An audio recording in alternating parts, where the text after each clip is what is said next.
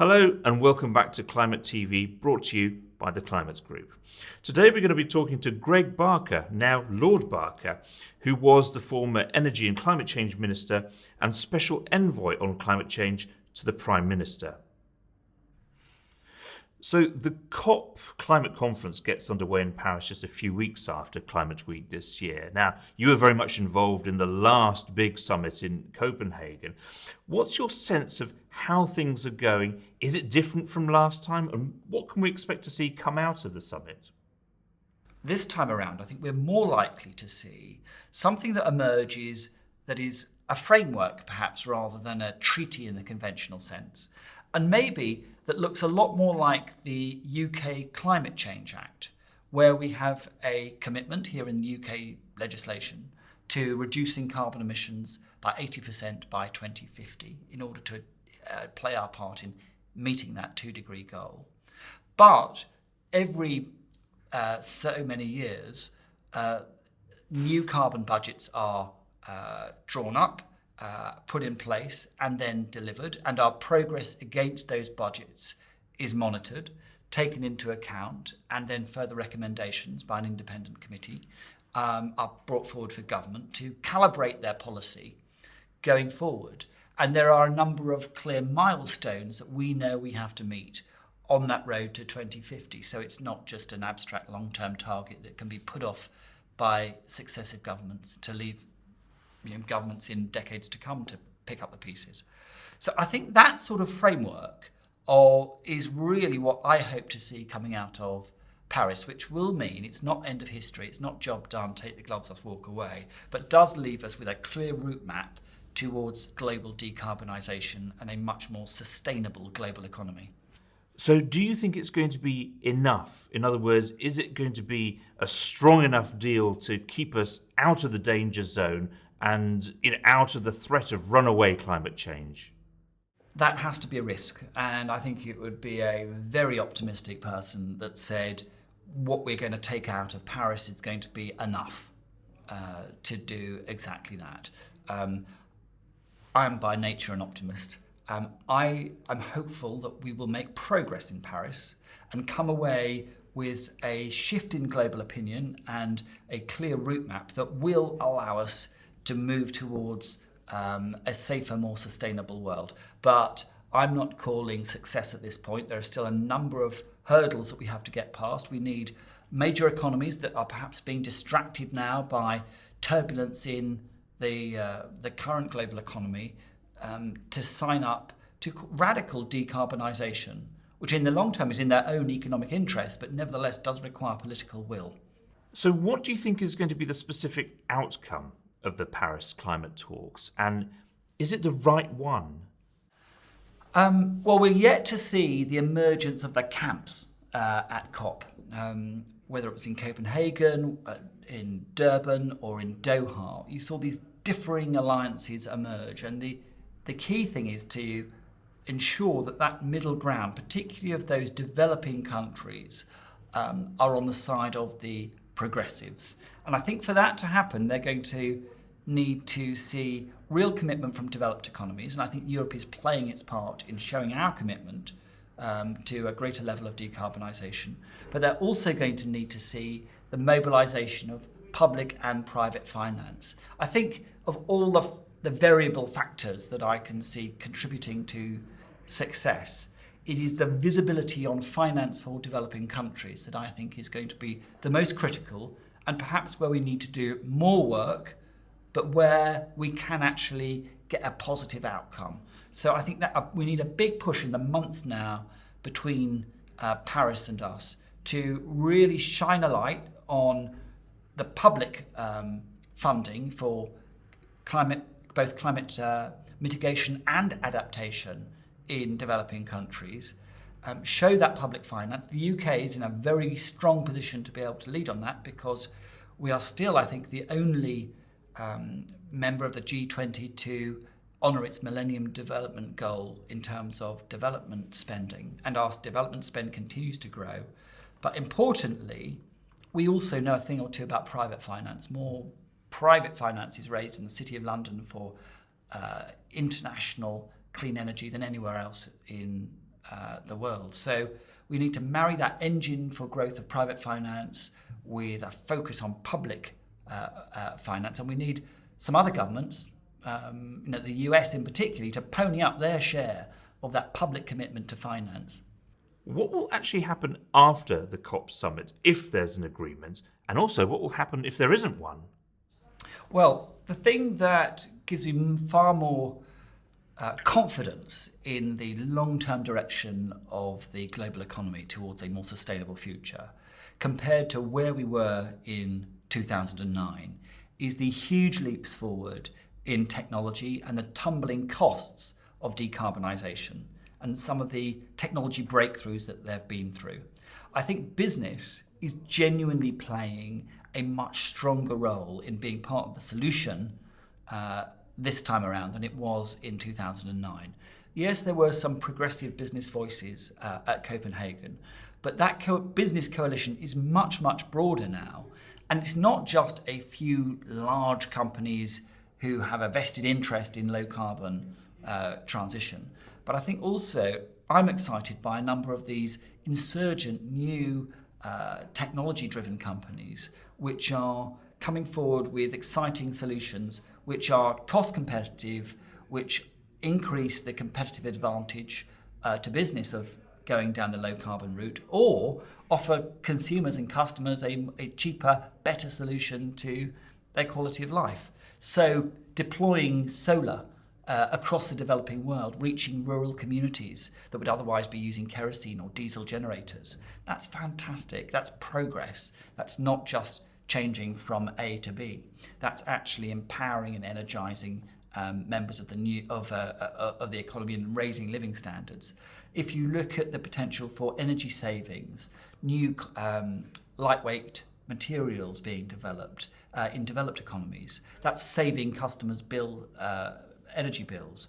I think the amazing transformation that you've seen means that business is getting on and delivering a low carbon economy regardless of what governments are doing. But that's not to say that governments can just lean back and allow business to run with this, because business needs long-term certainty to invest. They need to know that in the longer term there's going to be a price on carbon that's compatible with a low carbon transition. They need those incentives and they need that support. And of course, in the developing countries particularly, there will be some climate actions that are never going to lend themselves to private sector investment. So we need to make sure that everything that can be privately financed is, so that we can focus substantial public funding on those particularly adaptation areas and in the poorer countries which don't have a return on capital, which means that they can be privately financed. There is a strong role for public finance as well. We've got to put that up in lights. A lot of organisations like the Climate Group and others have always said that there's actually a very strong business and economic case for climate action and the low carbon economy. Is that something that you believe in? And also, what do you think is going to be the role of businesses after the climate talks are done? Well, it's certainly something that I not only believe in, it's something I'm seeing. I'll give you one example. When I became a minister in early 2010, here in the UK we had about 40 megawatts of solar, a handful of early adopters, and a very cottage industry. Since then, we've deployed over 8 gigawatts of solar here in the UK. We've had the fastest development of the solar industry anywhere in Europe last year, here in the UK. And what's more, that's entirely or overwhelmingly due to the massive reduction in the cost of deploying solar. It's come down by 2/3 or more. And so now, in some countries, certainly many developing countries, solar is actually cheaper than the fossil fuel alternative. It's not a worthy alternative that comes with a high price ticket. It's actually a cost-effective alternative. And that's a massive game changer. And if you look at energy efficiency technologies, lighting technologies, new types of heating and cooling, there is a real cost competitive advantage. And the innovation that's going on right across the sector is very exciting. And that's creating new customers, as well as allowing successful companies to gain more customers and market share. So it's very surprising to find successful businesses that aren't blind to the opportunities of the low carbon economy, because it represents genuine real growth. We've recently seen a change of government here in the UK and a change in personnel in ministries and so on. What would you say is the current Conservative government's policy towards climate change and the low carbon economy? Very important to understand that David Cameron, as UK Prime Minister, remains and is personally committed to the climate agenda. And I was very glad that the Conservatives, along with the Liberal Democrats and the Labour Party, signed up to a very important declaration before the general election, committing themselves to the continued decarbonisation of the UK economy and to meeting the goals that are implicit in our carbon budgets, as set out by the Climate Change Act. Now, there is a slight difference of approach.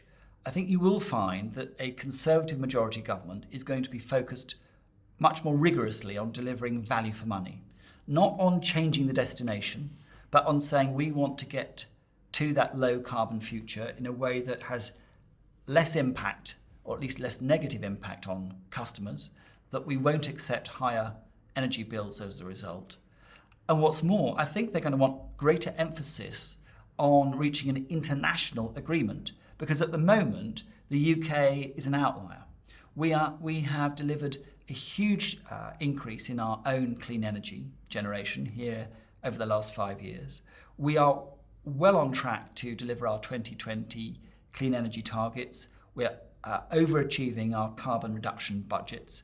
I think the UK is now about 27% below its carbon emission level in 1992. And as a result, is an exemplar of how you can grow a successful 21st century economy with the fastest growing economy still in the G7. At the same time, you can decarbonise. But unless you keep absolutely focused on how you do that through the least cost route, and don't just throw subsidy at it, don't just because it's an emotive and passionate issue give up any sense of financial rigour, I think that you will see real questioning by the government of, is the route a method that we're adopting to decarbonise the best and most effective one and value for money? And so that is going to mean more rigour, and I think that's a good thing. But I do know that Amber Rudd, the new Secretary of State for Energy and Climate Change, is personally and passionately committed to a successful outcome in Paris. And I know it's something that the Prime Minister, David Cameron, has personally invested in. And it's in the UK's national economic interest that we achieve an ambitious outcome in Paris, because we don't want to be an outlier. We don't want UK companies to be at a perhaps short-term disadvantage by bearing higher costs because we're being more ambitious in reducing carbon emissions here in the UK than elsewhere in Europe or elsewhere around the world. We've shown leadership so that others might follow. It's not leadership if others don't. That's why the UK government is investing heavily in the success of Paris, and why our excellent negotiators, whether they're from the Department of Energy and Climate Change or from the Foreign Office network around the world, are doubling their efforts to get a successful outcome in December. Now, there's a broad consensus around climate here in the UK. There was the agreement before the general election with all of the main party leaders. And of course, that isn't the case in a number of other countries. And if we look at the US and Australia, for example, it's very much an issue drawn on party lines. So what is your message to fellow Conservatives out there in other countries like the US and Australia? Well, first of all, I think they need to trust the science. I think it's absolutely true that a number of Conservatives around the world are instinctively uneasy at some of the language that's used to describe climate action, because it's dressed up in the narrative of the left or centre-left. But that doesn't have to be the case. There is a strong business case for listening carefully to the science and then putting in place a plan that is pro-business, pro-enterprise, pro-innovation. And they need to remember, it was Margaret Thatcher, that arch defender of capitalism and free markets and champion of business, who was the first global leader to go to the UN and call for a comprehensive treaty on climate change. It was Margaret Thatcher that alerted many people to the dangers of man-made climate change right back in the late 1980s. Since then, we've learnt far more. Since then, the science has become more compelling. And you don't have to overemphasize the science to be 100% certain of the risk before appreciating that it's time to act. This is about being prudent. This is about being conservatives in the best sense of the word and coming up with our own pro-market, pro-business solutions that mean that we can continue to grow and prosper and create wealth that can be shared more widely, at the same time defending our planet and ensuring that we can pass it on to the next generation. Do you think that, in fact, that a low-carbon strategy can be central to the government's plans to grow the economy and to make it stronger and more resilient in a leading global economy? I completely agree with that. I mean, I think it's essential. It's not just desirable, it's essential that you future-proof infrastructure, whether that's roads or rail, other forms of transport, whether it's housing, whether it's public buildings, industrial stock. You don't want that to have to become redundant because of threats from climate or changes in demand as a result of severe climate change. You need to have that hardwired into future investments. And also, as Lord Stern and other economic analysis tells us, actually it's far more effective to make smaller investments now than wait until it becomes irreversible and have to adapt at great expense later. So it's the prudent conservative thing to do, and we should be driven not by left-wing rhetoric or by hyperbole, but by a sensible, cautious, prudent response to what the science is telling us. That's all we've got time for today. Thanks for watching. We hope you join us again soon here on Climate TV. From all of us at the Climate Group, goodbye.